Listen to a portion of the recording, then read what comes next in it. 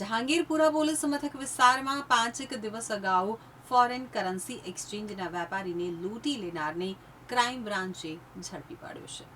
Surat police commissioner દ્વારા શહેરમાં બનતી ગુનાહિત પ્રવૃત્તિઓ અટકાવવા અને નાસ્તા ફરતા આરોપીઓને ઝડપી પાડવા આપેલા આદેશને લઈ ક્રાઇમ બ્રાન્ચની વિવિધ ટીમો પેટ્રોલિંગમાં હતી.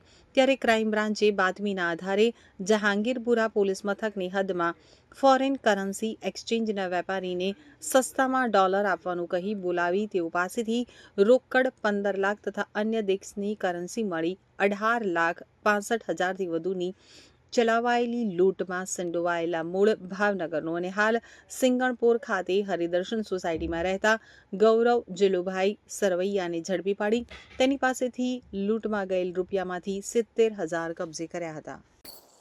ગત તારીખ 15/5/2026ના રોજ જહાંગીરપુરા પોલીસ વિસ્તારમાં ફોરેન કરન્સી એક્સચેન્જ કરાવવાના બહાને છેતરપિંડીનો ગુનો દાખલ કરવામાં આવેલ, જે કુલ 18,65,385 રૂપિયાની મત્તાનો ગુનો દાખલ કરવામાં આવેલ.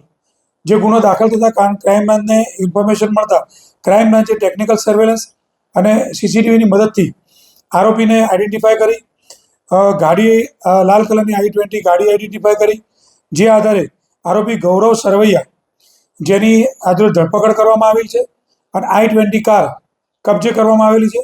આ ગુનામાં ટોટલ 6 આરોપીઓ છે, જેમાંથી એક આરોપી ગૌરવ સરવૈયા છે.